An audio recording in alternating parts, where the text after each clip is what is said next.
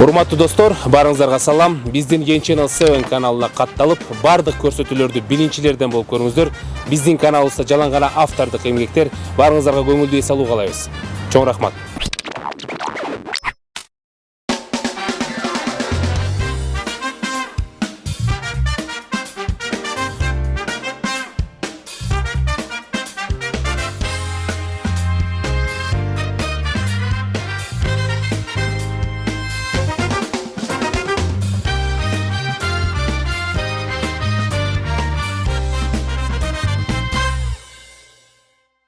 Кутмандуу кечиңиздер мен ардактуу телекөрүүчүлөр, коомдук биринчи каналынан кайрадан сүйүнчү долбоорунда көрүшүп турабыз. Саламатсыздарбы? Сиздер менен бүгүн студияда Эрмек Нурбаев, Бакыт Байсариев жана Камчыбек Сарыбаев. Кыргызстандагы эң мыкты теле алып баруучулар деп айтып берейинчи. Эмне болмогон анда? Сиз каяктан? Сиз каяктан келдиңиз? Негизи Урмат Мурсенов деген жигит биз менен болчу эле. Урмат тиги нарга кеттир. Анан Тойго кеттир. Тойго барып, кайра келгичекти, анан аяктан аны эч ким деле заказ кылбаптыр байкушту. Анан барып, кайра келчек. Демек ошол заказ берген киши сизсиз. Ооба, заказ берген болчумун. Урмат кетирген, Урмат. Негизи Кыргыздын көрал баштыгы деген нерсе ушул да. Бирок эмне дейбиз, Эрмек? Камчы Сарыбаев конокко келип калыптыр. Ооба. Балким эмки эфирде дагы Урмат Камчы эке чалып, Камчы эке ушундай кой сойдуулук жеп кетпейсизби деген. Болуптур, сөзүн кыскасы, Камчыке эмне жаңылыктар бар? Кыскача жаңылыктар боюнча Чүй областында мындай болуптур. Чүй областынын ички иштер министрлигинин башкармалыгы билдиргенине караганда мындай болуптур дейт. Ошол эле Чүйдө, Асылбаш айылында, Сокулук районундагы. Кадимки ВП аттуу эме дейт, пенсионер экен. Ардагер. Кара кура өстүптүр. 1,5 миң түп кара кура өстүптүр дагы, анын ичинде жүгөрүнүн арасы. Эч кимге байкатпай эле жүгөрүнүн арасына акырына билген отуруптур дагы 1,5 миң тонна. Пенсионер апабызбы? Пенсионер апабыз. Анан эсептеп көрсө, ВП аттуу эле. Тамгалар да, бияка тамгалар. Ат айтылбайт, тамгалар өзү отуруптур. Айтып койсоң, анан Василиса Петровна. Условно айтып коелук. Вера, ооба. Ошол 1,5 миң тонна экен. Чогултса, Вера Прежнева да. салмагы 1,5 миң тонна, 1,5 миң тонна чыгарыптыр. Кемпир. 1,5 тоннабы? Сиз кейип атасыз. Кейип атам ошол. Байкуш акча. Урматты Асылбашка жибербейди. Нарын кетирген Асылбашка жиберсе. Камчыке, чынды айтканда бул пенсиянын жетишпегендиги да. Ошо жетишсиз болгондуктан ошо пенсионерлер аргасыз. Жок, балким шартка байланыштуу апабыз бирөөгө анча-мынча акча чыгарсын. Жок, эми 1,5 тонна эмес да. Эми ошо анча-мынча деп атат. Анча-мынча өстүрөм деп анча-мынча болуп кеткен да. Эң башкысы, жигиттер, ушул иш боюнча азыркы учурда иш козголуш керекпи же козголбош керекпи деген чечим чыга элек экен да. Кемпирди кечирим сурап коюп коюш керек. Өткөндө мен канчада милиционер Асылбаш айылына барып той алып бардым да, анан элдин баары манайы жакшы болуп, тим эле көңүлдүү жыргашты да. Жылкысы да күлүп. Эрмек келди, мен алып барып аткан үчүн күлүп жыргап жакшы өттү депчи. Ичиген өлөсү жыргап атасың. Көрсө апабыз мага чейин эле жыргатып отур да. Айылдын баары. Кадимкидей. Итине чейин жыргап атабыз. Ошо жинеген Акырында чыкка киришеден өлүпчү. Ооба, ресторанга кетип барсам, ит арылдап келип туруп, бутуман өп атпайбы. Оготоңур, башкача десең. Эң башкысы ошол байкуш кемпирдин акы жасаган жумушун карабайсыңбы? Ошончо 1,5 тоннанын баарын өстүрүп коюп, анан жүгөрүнүн арасына каткан жеринен дагы ошол таап чыккан ошо милицияларга кол чаап коюш керек. Азаматсыңа карапчы экен. Жигиттер, менде башка жаңылык бар. Каракөл шаарында бакы. Каракөл шаарында 2965 абоненттин электр эсептегичтерин алмаштырышыптыр. Анын кимиси кызык экен, кимге кызык, эмне жаңылык? Бакы, сен үйүңдө жыргап, особняк үйүңдө жатып Бишкекте. Жатсаң сага кызык эмес. Үйүңдө каласаң свет бар. Чет жакта жагандыра кызык да. Мисалы үчүн бияка көрсөң, ошол эле Каракол деп, мисалы Каракөл деп турчу. Интернеттен запрос жөнөтсөң, издөө салсаң, мисалы үчүн Каракөл дегендин ордуна Каракол деп чыгып атат. Ошондуктан мен ойлойм, бул чет жактагы мекендештер үчүн бул жакшы бир сенсация. Мына мисалы Каракол деп издөөгө салып көрөлү. Телефонум кайда кетти? Телефон. Мына Каракол деп издөө салсак, Караколдо авария, Караколдо жаңылыктар, Караколдо зоопарк деген сөздөр чыгат. Бул Караколдун күнүмдүк эле жашоосу. Күнүмдүк жашоосу болот. Күндө боло турган окуя. Ошо шаар эмне менен иштеп аткан ошо бирли күндүк жашоо менен көрсөтүп атпайбы андачы? Ооба. Анда уланталы. Баткен облусу, биздин Кыргызстандын 7-чи облусу. Баткенде мындай да, эмне жаңылык? Баткенде жаңылык, Баткенде болгон окуя, Баткенде жоголгон аял. Таласта мынакей. Таласта канча район бар? Талас жаңылыктары. эң биринчи болуп ушулар чыгып атат да. Жок, кызык да эмне келе чет жактагыларга мисалы үчүн ошо Таластын канча район бар дегени кызык. Эмне сөзсүз түрдө 4 район болсо, анан 5 болсо мен кайтып келем. Азырынча 4 бойдон тура турсунчу, анан 5 болгондо кайтып келем ошондой кече сөздөр болуп келет. Бишкектен да жаңылык бар экен. Бишкекте атышуу болду. Бишкекте болгон катуу шамал. Бишкекте кайрадан атышуу. Билбейм эмне күнүгө эле атышат. Урматтуу телекөрүүчүлөр, ушул маалыматтардан кийин биздин мигранттарыбыз кайра өз өлкөсүнө кайтып келүүдөй болуп жашаганга аракет кылалы, өзүбүздү өнүктүрүп, өстүрүп, жакшы жагыбыздан көргөзөлү. Ушу биздин мигранттарыбыз Кыргызстанга келгиси келсин. Дагы бир жаңылыктардан жигиттерден. Эми коррупция жөнүндө сүйлөшөлү. Коррупция өзүңөр билгендей абдан актуалдуу тема биздин мамлекетибизде. Ош шаарынын ооруканасында, облустук ооруканасында башкы дарыгердин орун басары пара алып жаткан жеринен кармалыптыр. Болгондо дагы 2 жаштагы баланы дарылап жатыптыр. Ошон үчүн өзүнчө дагы пара алып жатып, коррупция болуп атып, кармалып калыптыр. Жайыл районунда тергөөчү байкебиз кайрадан эле пара алып жаткан жеринен кармалыптыр. Байкуш ушул коррупцияны жөн эле койсоңор болмок. Ушул коррупцияга байланыштуу канча адамдар бактылуу болуп жүрөт. Азыр айдоочулардын саны кескин азаймак. Жолдо канча адам айдап жүрөт. Ошол коррупцияга байланыштуу студенттер канча окуу жайды бүттү. Ошол коррупцияга байланыштуу канча кишилер гаиден кутулду. Коррупциянын бара-бара. Коррупция деген бизге чоң жардам берди. Коррупция менен канча үй бүлөлөр бактылуу жашап атат камчы экен. Кадимкидей. Сиз бактылуу жашайсыз да, туурабы? Ошон үчүн коррупция барган сайын мынакей кызыл китепке киргизишке урматтуу. Ушул тема боюнча албетте бизде социалдык жарнама даярдалган. Баарыбыз көңүл буралы коррупция жөнүндө, андан кийин албетте улантабыз. Күркүрө күчөп бараткан коррупцияга каршы күрөштөн акыркы мезгилде 3000ден ашуун киши жабыр тартты. Коррупционерлердин саны күн сайын кыскарууда. Минте отурсак жакында биздин балдарыбыз коррупционер ким экенин билбей калышат. Тойлордо белектер азаюуда. Чынчыл адамдардын саны күн сайын көбөйүүдө. Коррупционерлик киши аярлык абалга жетип калды. Ушунча аракет менен жаралган нерсе бир күндө жок болуп кетиши мүмкүн. Четте калбагыла. Коррупцияны мыйзамдын таза колунан арылтып алалы. Бул тасма коррупцияга каршы күрөшүү фонду тарабынан тартылган. Сүйүнчү. Бизде мындай болуп турат. Кыргызстандан экспортко рязинка калач көлөштүчү. Кыргызча айтканда? Кыргыз айтканда рязинка көлөштү Тажикстанга экспортко чыгара баштап турбуз бизде. Демек, Жакшы реклама жасабасак болбойт, туугандар. Анын товары өтүш үчүн жакшылап сатыш керек. Жакшы реклама, жарнама көрүш керек. Демек дөңгөлөктүн ичинде жанакы камераларды, топтун ичинде камераларды баарын өткөрсөк болот турбайбы? Болот, сөзсүз болот. Анан эң жакшы жерчи, анын мага жаккан жери, мен ушул рекламага жөнүндө айтып кетейин, жарнама сыяктуу. Ошол көлөштүн ичине кышында кызылмуштан себелеп туруп, жана калемпир болот го, дегенчи. Ошол калемпирден себелеп туруп, анан кышында кийип алып туруп, анан жүрө берсең, кебел беткесиңде чекеңкелеп жүрөткө жүргөн десең утуп коет. Так, анда эмесе уланталы, менде жаңылык бар, баарыбыз окуп коелу. Кыргыз Республикасынын өкмөтүнө караштуу жазаларды аткаруу мамлекеттик кызматы 100 гектар жерге жайгашат турган атайын комплексти чоң түрмө салууга макулдугун бериптир. Комплекстин долбоорун ЖМКнын мурунку төрага орун басары Кыргыз Республикасынын ички иштер кызматынын полковниги Нурлан Орозалиев аттуу агабыз иштеп чыккан экен. Бул чын айтканда бул түрмөнүн ичинде сырттан тыюу салынган нерселер дагы токтотулат экен. Бул мобилдик телефон, ичимдиктер жана баңгизаттар. Балким ыргыт алышпайт, Ыргыт алышпайт, себеп дегенде. Бул бийик, жанагыбыз. Экинчиден, адаттагыдай жанагы мунараларда турган кароолчулар болбойт экен. Аларды видеокамералар алмаштырат экен. Болгондо гана ошол түрмөнүн так ортосунда бийиктиги 30 метрге жеткен мунара орнотулат экен. Ошол эле мунарада жанагы биз билип жүргөн снайпер деп коебуз. Ошо снайперлерде жайгашат экен. Бул деген түрмөбүз жазала элек деле сырдын баарын ачып салышты. Мынча болот, тигинче болот. Балким кээрлер эсептейт.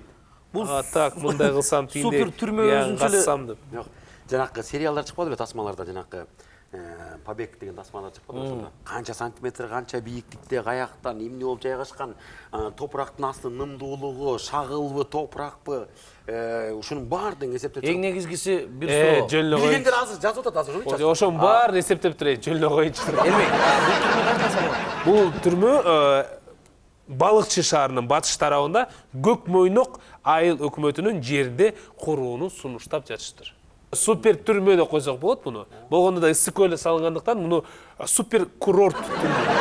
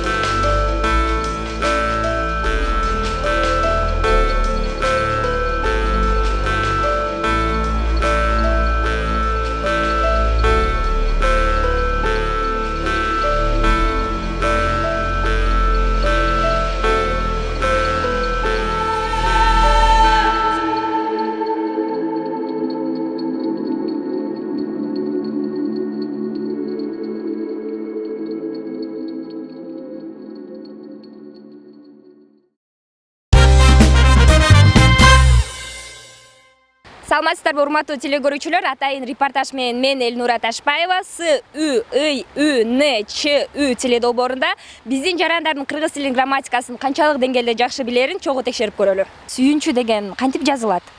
С-Ү-Е-Ү-Н-Ч-Ү. С-Ю-Е краткий Ün-Ч. Ü-Ü. Сүйүнчү. С-Ü-Н-Ü-Ч-Ü. С-Ü-Н-Ü. С-Ü-Ю-Н-Ч. Ана ны болуш керек. С-Ü-Й-Ü-Ч-Ü-Н. Кулактандыруу дегенчи? К-У-Л-А-К-А-Т-А-Н-Д-И-Р-У-У. К-У-Л. Все, хорош. Кулактандыруу деген чоң тамга менен жазылат. К-У-Л-А-К-Т-И-Н-Д-И-Р-С. К-У-Л-А-Н-Т-У-Р-У-У. К-У-Л-А-К-Т-Ран-Д-Л-У. Аю деген. А-Ю-У. А-Ю. Ю там. А-Ю-У. А-И. Ик кратко дегенде Ю. А-Е-У. А-Ю. Өнүгүү. Ö-N-Ü-G-Ü-Ü. Ö-N-Ü. 2 ü. I G Ü. Ö N G Ü Ü. Ö N Ü G Ü. Оорукана деген кандай жазылат? O, 2 O, кайра Ру, К, На. 2 O an R U U просто. Kana. Оры укана. O R U К А Н А. Өзүңүздөр байкагандай эле биздин жарандар кыргыз тилинин грамматикасын жакшы билет, сабаттуулугу жана билими жогорку деңгээлде. Атайын сүйүнчү теле долбоору үчүн Элнура Ташбаева. Аны эмес улантабыз, достор, сүйүнчү бизде конокто режиссер байкебиз, патриот байкебиз Рысбек Жабиров. Оба! Ассаламу алейкум. Кандай шашпай. Воздушный деп койсо. Негизи эле келбеш керек болчу тиги урматтын ордуна келип атыптыр тиги. Нарынга жөнөтүп ана. Ооба. Бүгүн биздин студияда Бакыт, Эрмек жана 2 урмат да. Же 3 урматпы? Сылчыкта эме түшүп калыптыр элдер. Эме Рысбек байке, теманы уланталы, жаңы мынакей экрандан көрдүк. Мен сизге азыр бир сөз айтып көрөйүн. Болушунча узун айтып көрөйүн сөздү. Ошол сөздү сиз мүмкүн болсо тамга менен айтып бересизби? Тамгалап, бир-бирден бат-баттан. Макулбу? Аракет кылып көрөлү. Тегирменчиникиндегилерден сиңерби? Ушул сөздү тамгалап. Т Е Г И Р М Н Ч И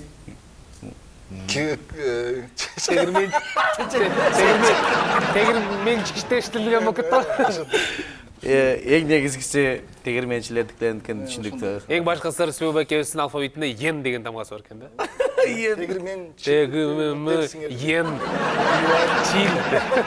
Камчы байке, Рысбек байке сүйүнчүсү менен келди, жаңылыгы менен келиптир, ошону бакпай каршы болбосоң, угуп коелу. Болсун, кеттик. Ооба, менде 3 сүйүнчү бар. Биринчи сүйүнчү мына кече күнү эле Казан шаарында өткөн мусулман өлкөлөрүнүн арасындагы эл аралык кинофестивалда Садык Шерниязовдун Курманжан Датка тасмасы гран-прини жеңип алды. Браво. Браво, болчо коелу, сүйүнчү жакшы. Колчолор болсун. Жаш режиссер Элнура Осмоналиеванын Сейде деген тасмасы, бул Венециядагы эл аралык кинофестивалга конкурстук катышууга укук алды. Бул менен эмнени айтмакчыбыз? Кыргызстан тарыхта биринчи жолу Венецияга ушул конкурска биринчи тасмасы. Буюрса, болсун. Азаматсың Элнура, азамат. Бул конфеттер сизге ошол сүйүнчү катары. Ушул эле. Печенье да. Жок, меникин деле алсаңыз болот. Үчүнчү сүйүнчү мен аябай сүнүчтөмүн ушул программада 3 баштуу ажыдар менен отурганыма. Бүгүнкү эмес өзгөчө, бүгүн 4 башты болдук. Жөн эле төштүк болобу? Болгондо 3 баш, анан бирөөнүн башы камерада, мындай режиссерский камерада. Урматтуу Рысбек байке, да ушул кино тасманын аркасынан түндүктүк келин атынан. Атынан деп едим. Түштүктүк жок сүрдө. Өзүң карма, токтон, токтон, бош. Бир дем ал да. Дагы бир жол. Эң башта. О, байкадыңыз. Эми суроо. Ушул түндүктүк келиндин кино тасмасынын аркасынан түштүктүк күйөө бала деген кино тартылат деп уктук. Ошол чынбы? Жалган. Жок, сиз антпеңиз. Мен бул суроону өтө Семи, Рысбек эси жанагы Неля кошуп, жалган. Сен ага ишенбегин, жалган. Жалгансы камчы билип жүрөт. Урмат жок да. Ошол үчүн да. 2 урмат. Жок, жаман экен, ар көрсө киши жок кезде. Негизи түндүктүк келинден кийин түштүктүк келин деген проект бар. Бирок күйөө бала деп уктук. Жок, сен үмүт кылба, күйөө бала жөнүндө жок. Келин жөнүндө. Ал эми ал кино көлдө тартылыш керек, бирок азыр тартыла элек. Азыр башка тасмалардын үстүндө иштеп атабыз. Кайсы тасма? Азыр лётчик деген тасма буюрса ноябрда чыгат. Ал сенин турмушуң жөнүндө.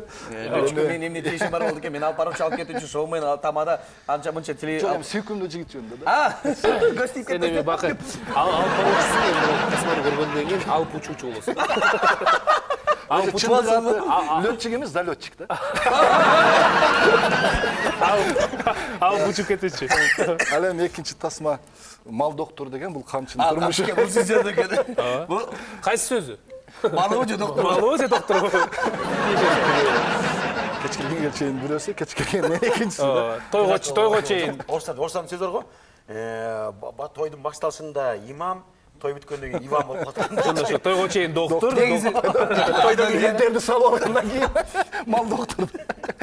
Жакшы. Кеми түндүктүк келинди албетте 2014-жылы рейтинг боюнча 1-орунда турган. башка деген кассада боюнча Бакыт билет аны эсептеген отуруп. Жакшы мен билем.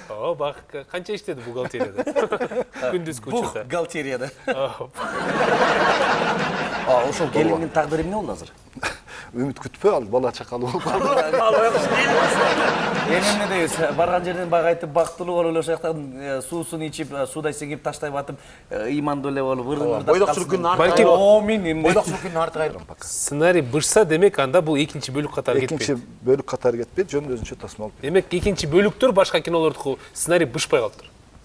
Мүмкүн ошентип мисалы. Ошондо мен тартылган быйыл сөз күйөө тем экинчи, үчүнчү сизге жакпай жүргөн турбайбы, сөздүн ачыгы. Ошондой беткиле мына. Жок, айткыла, элдер уксун. Айткыла. Рыспек аке. Сен биринчисинде жакшы боло элең, биринчисинде. Жок, экинчисинде эле зор болуп үйрөнбөдүм. Өзү сага жарашпайт да, быйыл мен сөзсүз күйөөгө тием деген киного тарттым. Жок, ал деген Сөз мен тартылдым, быйыл сөзсүз мен күйөөгө ошол тием. киного тартылдым. Жок, буйрусун сөзү. Буйрусун. Ылайым ишкашпай калсын. Бакы быйыл сөзсүз күйөөгө тиет да, тоюн сөзсүз өзү алып барып атат. Жок, анан экинчиси. Менде бир суроо бар, Рысбек аке. Азыр көп эле тасмаларды байкасаңызчы, жанакы ачуу чындыкты эле кыргыздын азыркы заманбап тасмага тартып атсаң көбүнчө эле уят сыйтты карабай эле кыргыздын жаман жактарын, көп жактарын баягы ачуу чындыкты эле көрсөтүп атат. Ошого көз карашыңыз. Экинчиси, бизге керектүү тарыхый тасмалар кыргыздын өзүндө чыккан, азыр Курманжанда эле чыкты. Андан дагы башка көп мындай тарыхый инсандарыбыз көп. Ошолор жөнүндө тасма тартуу оюңузда барбы? Биринчи сурооңо азыр мына суу турбайбы, турабы? Ушуну сен мына сементке чачып койсоң, сиңбейт. Ал эми эшикке алып чыгып топуракка чачсаң, сиңип кетет да. Ошондой эле азыр адамдар мына сементте болуп калды, сөз сиңбей калды. Жакшы сүйлөйсүң, акылдуу сүйлөйсүң, ал бул жактан чыгып кетет да. Ал эми бир гана нерсе калды, көзгө көрсөтүш керек калды, бүт кемчиликтичи. Булга каршы болбошуң керек. Биз өзүбүз көрүп, анан түздөнүшүбүз керек да. Бул бир, албетте эми аябай эле баягы орду менен чектен чыкпай. Экинчи сурооң, албетте тарыхый кино сценарий турат. Бул кыргыздын кыргыз болуп жаралган убактысындагы, бул Барсбекке чейинки, Манаска чейинки кыргыздын ошол эле комуздун жаралышы, калпактын жаралышы жана ушул сценарийда бар. Кыргыз ил бирсти иттей кылып карап ууга алып чыгып жүргөнүн жөнүндө мына ушундай жакшы сценарийибиз бар. Алга көптөгөн акча керек, чуркап жүрөбүз, буюрса акча бөлүнсө. Эми Рыспек аке, албетте сүйүнчү долбооруна келгениңизге рахмат. Сизге албетте ийгилик каалайбыз. Келечекте айтып атасыз, мына эки тасмада атасыз, ошого ийгилик каалайбыз. Ойдогудай болсун. Буюрса Бакыттын чыныгы биографиясы элге билинсин, көрүнсүн дегендей. Мен мен пилот болоюн дегем, деп ошо тууралуу тартылып аткан. Буюрса. Кыргыздын көрө албастыгы. Жок, сценарий көрөлөксүз. Анан эң башкысы тасмаларыңыз бир гана кыргыз элине буюрса жагып атат, эл аралык деңгээлге да чыксын. Эл аралык фестивалдарда дагы буюрса биздин агаларыбыздай болуп чоң жетишкендикке жетишсе биз абдан кубанычта болобуз. Ийгилик каалайбыз. Ошентип, ардактуу кыргыз эли, ар бириңиздерге тең кыргыздын абалтыдан берип аткан жакшы сөзү бар. Жакшы жаңылык бул сүйүнчү деп. Ар бирге сүйүнчү болсун, коштошкончо. Эми урматтуу телекөрүүчүлөр, силер менен коштошууга биз аргасыз болуп жатабыз эфирдин тардыгынан. Бирок кайрадан бир жумадан кийин көрүшкөнгө шашылабыз. Буюрса, сүйүнчү долбооруна көрүшкөнчө сак саламатта алыңыздар. Алга сүйүнчү долбоору. Рахмат. Саламатта алыңыздар. Сүйүнчү программасы дайыма ийгиликтерге жетсин. Кол чаппайсың.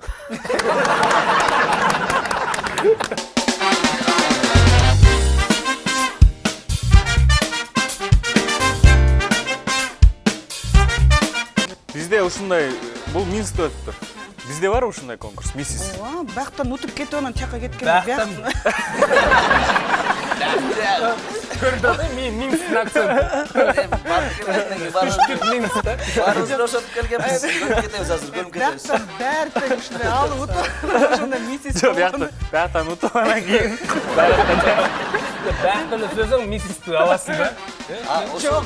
Бактан деп сүйлөсөң сен Минсктин гражданины болосуң. Жок, бактан уткандар ошол жака барат да. Анткени калыс тартоонун жетекчиси бапты. Байкаш боюнча мисс конкурстары эле көп да. 15 сантиметр кийгенден кийин. Ошондон кийин да жетпей калат. Анда 20 кийиш керек. 20 кило болгондо. Өзүң да астан басып каласың, артында. Таяк жүрөм. Чыгырыктар мен басып. Негизи мен өзүңөр билесиңер бул конкурс. Кыйынмын да койчу. Сулуу. Эми кыйын экен мен бак билет. Мага жетиш абдан. Алтынчыдан кара пояс. Мага жетиш оор, мен Lexus айдайм. Спорт режим. Сүйлөтөсүңөрчү, Айтыңыз. Сүйлөгөнгө келдим. Сіз ұстамайсыз ба?